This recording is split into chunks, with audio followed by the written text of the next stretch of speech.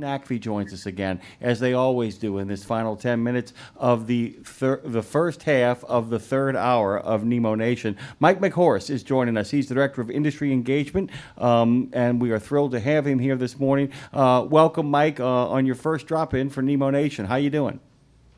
I'm doing great, Dave. Good morning to you and everybody listening. Thank you very much.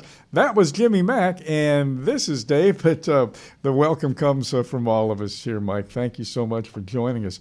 Your NACFE, North American Council for Freight Efficiency, takes a look at all of the different powering sources for all of the energy sources for trucking. You're kind of the diesel guy, huh? Well, I guess you could call me that. I mean, a lot of my background, 30 plus years of it was spent on the diesel side, mostly with Daimler, and kind of concluded my career at Premier Truck Group with the Penske organization. Mm-hmm. And now I'm happy to working with the NACFE organization and looking forward to helping them out.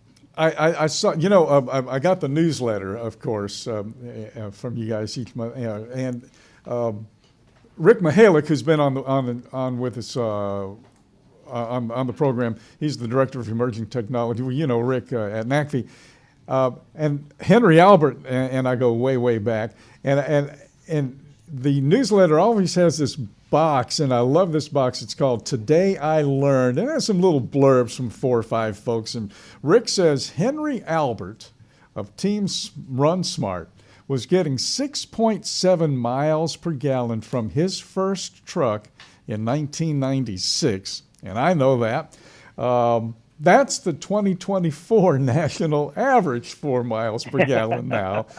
According now Henry is getting over 11 miles per gallon. So diesel ain't dead, and the trucks that are running diesel today now are it's just an amazing. Such a shame that what has been accomplished in the wonderful world of trucking, the WWT, has not been out there for folks to understand. That's got to be a frustration, Mike. Well, it's interesting you bring up Henry. So Henry and I go way back. Yeah. I actually oversaw the Team Run Smart program at Daimler, mm-hmm. and worked closely with Henry on that program, and then had Henry participating in the initial Run on Less back in 2017, where, if you recall, we had a group of diesel-powered vehicles operated by some of the top fleets in the country. That on average brought in over 10 miles per gallon on that run back in 2017. Henry continues to push the limit with the truck he's currently operating, which, again, Henry will be operating in the upcoming Run on Less Messy Middle. We had a chance a couple of weeks ago to interview Henry on his kind of video that we did up in Detroit, where Henry hauls freight in and out of on a regular basis, as well as a chance to interview some of the executives at Daimler. And as it relates to diesel, it was an interesting conversation.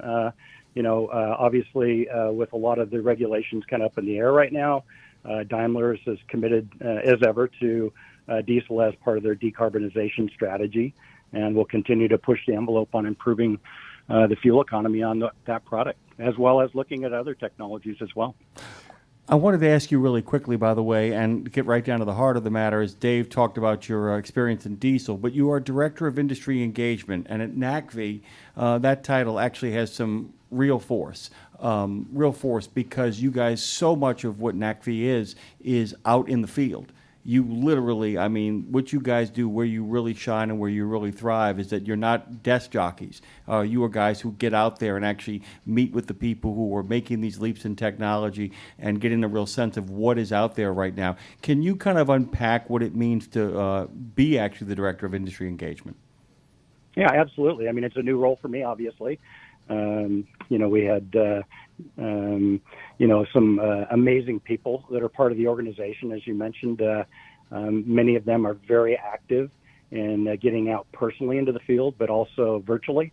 I can't count the number of webinars people are involved in, presentations, virtual presentations, and then out actually doing industry events and things like that. Of course, we bring that independent message to the industry about all the different types of propulsion systems that are available for fleets to look at as part of their decarbonization strategies. And we want to uncover as much as we can about the benefits of those and how fleets may be able to consider those as part of their operational strategies, and look at the overall total cost of ownership and those type of things that are important to them. We don't have a lot of time here, and this would require probably a half hour, but I'm going to ask you just a question, Mike, that you may want to answer next time you come on, and I hope you'll come back. Okay, we got diesel going back 100 years, and it's been improving. We use Henry as an example of what folks can do now.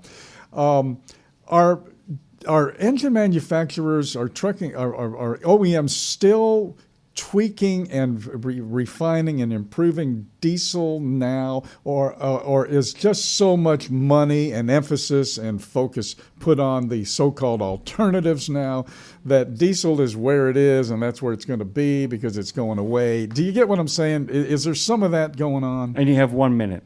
Yeah. Yeah. You can say no. You don't have to answer that now, but you can answer I'm later. Be honest with you. I mean, Okay. With the conversations we're having with the OEMs, and looking at the products that they're putting in the marketplace, there's definitely a continued focus on improving the diesel, power plants in those vehicles. But then it's a multifaceted thing, and if you look at what else it takes to reach those decarbonization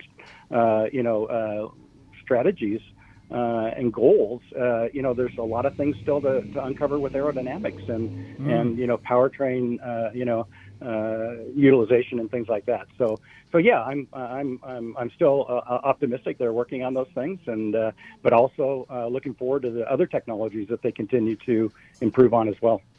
Mike McHorse from NACFE, NACFE, has joined us this morning. He's the Director of Industry Engagement. As always, we've made a new friend on the show. We're thrilled to have you and can't wait to have you back. Thank you, Mike, and have the best of days, okay?